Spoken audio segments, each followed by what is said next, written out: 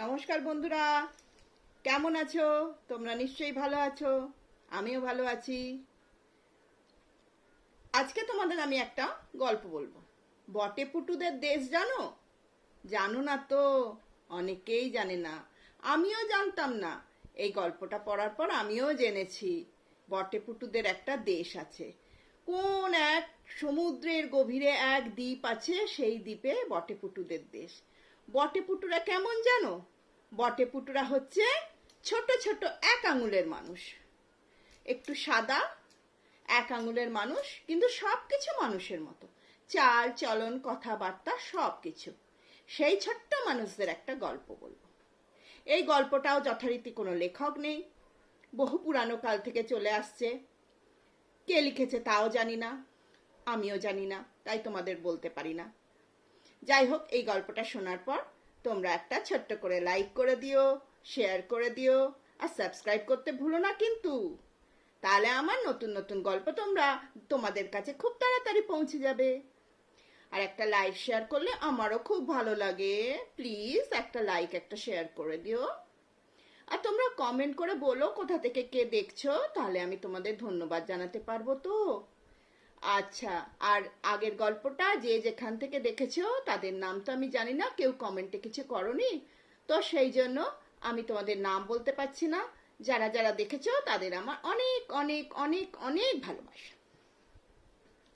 তাহলে আমি শুরু করি সেই বটেপুটুদের দেশের গল্প। সে এক দেশ ছিল, বটেপুটুদের দেশ। সেই দেশে যাওয়ার মতো কোনো রাস্তা ছিল না, কেউ সেখানে যেতে পারতো না। তো বটেপুটুরা ওখানে সুন্দরভাবে জীবনযাপন করত। কিন্তু একদিন এক নয়নগড়ের রাজা, রাজপুত্র নয়ন কুমার সেখানে পৌঁছে গেছিল। সে কি করে পৌঁছালো, তারপর কি গল্প হলো, সেইটা এবার বলছি শোনো। নয়নগড়ের রাজার একটা মাত্র পুত্র, রাজপুত্র নয়ন। সেই নয়ন কুমার ছিল বীর যোদ্ধা, খুব সাহসী, খুব শক্তিশালী। একদিন এক বিদেশি বাহিনী এসে নয়নগড় আক্রমণ করলো। নয়নগড়ের যত যোদ্ধা ছিল সবাই খুব লড়লো, কিন্তু বিদেশি শক্তিটা একটু সাংঘাতিক রকমের শক্তিশালী ছিল। তাদের সাথে নয়নগড় পেরে উঠল না। তো বিদেশি রাজা কি করলো, নয়নগড়ের রাজা রানীকে মেরে ফেললো। আর তারপরে রাজপুত্র খুব পরাক্রমের সঙ্গে যুদ্ধ করলো, কিন্তু কিছুই হলো না, শেষ রক্ষা আর হলো না। রাজপুত্র হেরে গেল। তখন রাজপুত্রকে তারা নয়ন কুমারকে বন্দি করে বানিয়ে নিল। তারপর দেশ লুটপাট করে রাজপুত্রকে নিয়ে চলল। তখন সেই বিদেশি রাজা তার সেনাপতিকে জিজ্ঞেস করলো, আচ্ছা এই রাজপুত্রকে নিয়ে করবো কি, একে আমরা সঙ্গে করে নিয়ে যাচ্ছি কেন? তখন সেনাপতি বলল, মহারাজ, সেনাপতিটা ছিল খুব ক্রূর আর নিষ্ঠুর। সে বলল, মহারাজ, রাজপুত্রটাকে আমরা মাঝ সাগরে হাঙরের মুখে ফেলে দেবো, আর হাঙরেরা এসে খেয়ে নেবে, আমাদের কিছু করতে হবে না, মরে যাবে। তখন রাজাও সেরকম নিষ্ঠুর প্রকৃতির, সেনাপতির কথায় সায় দিল। নিয়ে তারা জাহাজে করে চলল নিজেদের দেশে, নয়ন কুমারকে বেঁধে নিয়ে। মাঝ সমুদ্র বরাবর এসে সেনাপতি বলল, মহারাজ, এবার এই রাজপুত্রকে জলে ফেলে দিন। রাজপুত্রর হাত পা খুলে তাকে জলের মধ্যে ফেলে দিল, দিয়ে তাদের জাহাজ চলে গেল। রাজপুত্র জলের মধ্যে ডুবতে ডুবতে দেখলো চারিদিক থেকে হাঙর আসছে। রাজপুত্র খুব ভয় পেয়ে গেল। অত হাঙরের মধ্যেও কি করে নিজেকে বাঁচাবে তাই চেষ্টা করছে। তখন দেখলো দূর থেকে বিশালাকায় দুটো তিমি মাছ আসছে। তিমি মাছদের সঙ্গে হাঙরদের লড়াই শুরু হয়ে গেল। তিমিদের সঙ্গে তো হাঙর পারল না, হাঙররা ভয় পালিয়ে গেল।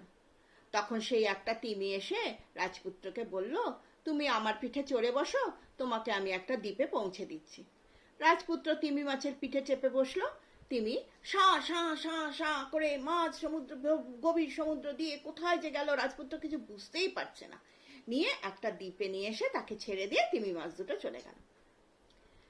রাজপুত্র খুব ক্লান্ত হয়ে পড়েছিল, দ্বীপে ছেড়ে দিতে একটু ঘুমিয়ে পড়লো। তারপর ঘুম থেকে উঠে দেখলো একটা নির্জন দ্বীপ, আর গাছগুলো সব ছোট্ট ছোট্ট। গাছে অনেক ফল ফলে রয়েছে, আপেল, আম, লেবু, জাম, কত রকমের না জানি কত রকমের ফল, কিন্তু সব ছোট্ট ছোট্ট। রাজপুত্র ভাবলো, এই মা, আমি কোন দেশে এসে পৌঁছালাম?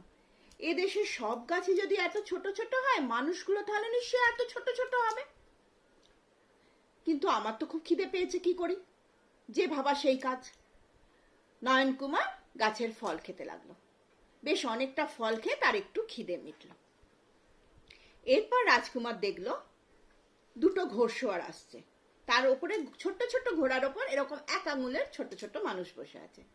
তখন রাজকুমার ভাবলো, হ্যাঁ, আমি ঠিকই বুঝেছি, এ তো আমি বটেপুট্টুদের দেশে চলে এসেছি।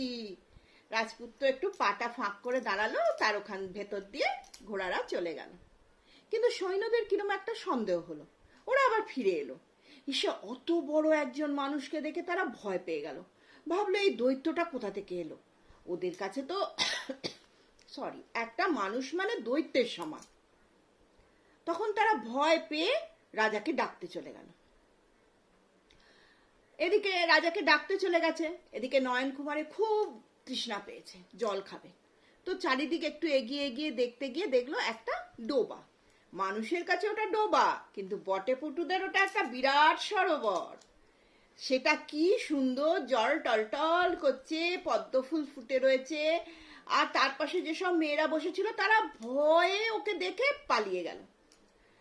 আর নয়ন কুমার জল খাবে কি করে? তার তো পায়ের কাছে, সে খাবে কি করে? তখন সে কি করলো, কি শুয়ে পড়লো। শুয়ে পড়ে হাত দিয়ে জল খেলো। জল এত মিষ্টি যে নয়ন কুমারের তৃষ্ণায় মিটে গেল। এবার নয়ন কুমার ঘুরে দেখে কত সৈন্য সামন্ত এসেছে, কামান ঠামান সব নিয়ে। তখন নয়ন কুমার ভাবলো, এই রে, এরা বোধহয় আমাকে শত্রু ভেবেছে, তাই জন্য লড়াই করতে এসেছে। কিন্তু আমি তো ওদের দিকে এক পা এগোলে ওরা তো জখম হয়ে যাবে, আমি কি করে ওদের সঙ্গে কথা বলবো?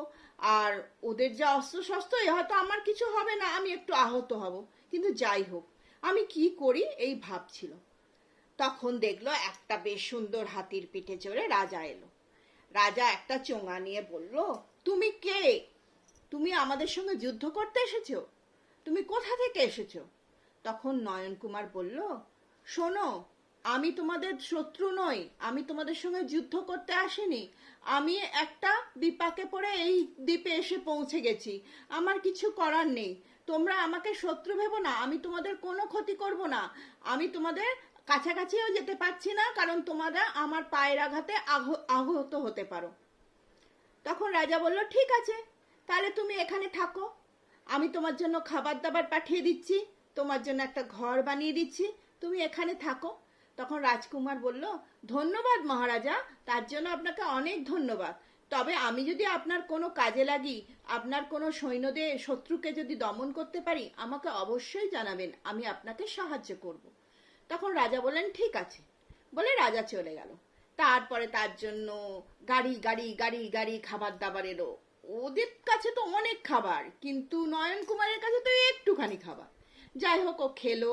লোকেরা ওর জন্য একটু বেশ বড় একটা বিশাল স্তম্ভের মতো দুটো স্তম্ভ দিয়ে একটা ঘর বানিয়ে দিচ্ছে, চেষ্টা করছে। অনেক লম্বা, ওদের কাছে দৈত্য, তার জন্য ওরা সিঁড়ি দিয়ে বেয়ে বেয়ে বেয়ে বেয়ে ঘর তৈরি করছিল। এবার নয়ন কুমার, রাজা আর মন্ত্রী একদিন পরামর্শে বসলো। তখন রাজা বলল, তুমি তো বলেছিলে আমাদের রক্ষা করবে। আমাদের এই নদীর ওপারে হটেপুটুদের দেশ আছে। হটেপুটুদের রাজা খুব বদমাইশ, যখন তখন আমার রাজ্য আক্রমণ করে সব লুটে পাটে নিয়ে যায়। তুমি কি তাকে একটু শিক্ষা দিতে পারবে? তখন নয়ন কুমার বলল, ঠিক আছে, আমি হটেপুটুদের রাজাকে বন্দি করে আপনার কাছে নিয়ে আসব, আপনি তাকে গোলাম বানিয়ে রাখবেন। বলল, ঠিক আছে, তখন আমার সৈন্যরা তোমাকে হটেপুটুদের দেশ দেখিয়ে দেবে। বলে পরের দিন সকালবেলা কিছু সৈন্য সামন্ত নিয়ে বটেপুটুদের দেশের সৈন্যরা হটেপুটুদের দেশের দিকে চলল, রাজপুত্র নয়ন কুমারকে সঙ্গে করে। রাজপুত্র নয়ন কুমার খুব সাবধানে যাচ্ছে, কোথায় ওর পায়ের আঘাতে ওদের সৈন্যদের না ক্ষতি হয়ে যায়। নিয়ে একটা নদীর ধারে নিয়ে এলো। ওদের কাছে নদী, কিন্তু নয়ন কুমারের কাছে একটা সরোবরের মতো। নয়ন কুমার বলল যে, ঠিক আছে, আমি নদীর ওপারে যাচ্ছি, গিয়ে রাজাকে ধরে নিয়ে আসছি, তোমরা এবার যাও। তারা চলে গেল। এবার নয়ন কুমার যেই সরোবরে ওই নদীতে পা রেখেছে, হটেপুটুদের দেশের দিক থেকে কতগুলো জাহাজ দেখতে পেয়েছে, ছোট ছোট জাহাজ, সেখানেও এরকম ছোট ছোট আঙুলের মতো এক হটেপুটুরা, কিন্তু তারা হচ্ছে কালো। সরি, সেই কালো তফাৎটুকু এইটুকু, ওরা কালো আর বটেপুটুরা ফর্সা। তো তারা জাহাজ থেকে কামান দাগছে। তখন নয়ন কুমার ভাবলো যে না, এদের তো আমাকে একটু শিক্ষা দিতে হবে। সে দুটো জাহাজ এরকম করে হাতে মুড়ে ফেলে দিল। তখন ওরা ভয় পেয়ে গেল, রাজাকে ডাকতে চলে গেল। তারপর রাজাকে সঙ্গে করে নিয়ে এলো। রাজা তো হাতির পিঠে চড়ে এসে বলছে, তুমি কে? তখন বলছে, আমি হচ্ছি বটেপুটু দেশের দূত, তোমার কাছে এসেছি। তুমি ওর সাথে বটেপুটু রাজার সঙ্গে সমঝোতা করে নাও, না হলে কিন্তু আমি তোমাদের দেশ ধ্বংস করে দেবো। হটেপুটু রাজা তো ভয় পেয়ে গেল। এইসব নিয়ে আলোচনা করতে করতে তখন নয়ন কুমার কি করলো, হটেপুটু রাজাকে হাতের মধ্যে তুলে নিয়ে একদম এক দৌড়ে বটেপুটুদের দেশ, বটেপুটু রাজার সামনে হটেপুটু রাজাদের বসিয়ে দিল। তারপর দুজনের সমস্ত সলা পরামর্শ করলো, নয়ন কুমারের সাথে কথা বললো। নয়ন কুমার বলল, দেখো রাজারা, আমি তোমাদের কোনো সৈন্য কারোর কোনো ক্ষতি করব না, তোমরা মিলেমিশে থাকো, তাহলেই হবে। তখন নয়ন কুমারের কথায় দুই হটেপুটুর রাজা নিজের আত্মসমর্পণ করে বলল, ঠিক আছে, এবার থেকে আমাদের দুটো দেশ শান্তিতে থাকবে, আমরা কোনো ঝগড়া মারামারি কিচ্ছু করব না, আর তুমি আমাদের রক্ষা করো, তুমি আমাদের দেশেই থেকে যাও, তোমাকে আমরা একটা বাড়ি করে দেবো, খাবার দাবার পাঠাবো, তুমি আমাদের দেশ দুটোকে রক্ষা করো বাইরের শক্তি থেকে। তখন নয়ন কুমার ভাবলো, সত্যি তো, আমি আর আমার দেশে ফিরে গিয়ে কি করব? আমার দেশে তো আর কিচ্ছু নেই, তাহলে আমি এখানেই থেকে যাই। তারপর থেকে নয়ন কুমার বটেপুটু হটেপুটুদের সঙ্গে রয়ে গেল, আর বটেপুটু হটেপুটু দুটো রাজ্য সমানভাবে শান্তিতে চলতে লাগলো। আমার গল্প শেষ হলো। দেখলে তো, শান্তি সন্ধি করে সমস্যার সমাধান করা যায়, সব সময় লড়াই করার দরকার হয় না। তাই তো ভালোবাসা একটা মহৎ জিনিস। তাহলে আমার গল্প কেমন লাগলো তোমরা জানিও, কে কোথা থেকে দেখছো তাই জানিও, একটু নাম লিখে দিও, যাতে তোমাদের নাম বলে আমি তোমাদের একটু ভালোবাসা জানাতে পারি, নাকি? আর আমার গল্পটা লাইক, শেয়ার আর সাবস্ক্রাইব করে দিও। তাহলে আজকে আমি আসি, টাটা।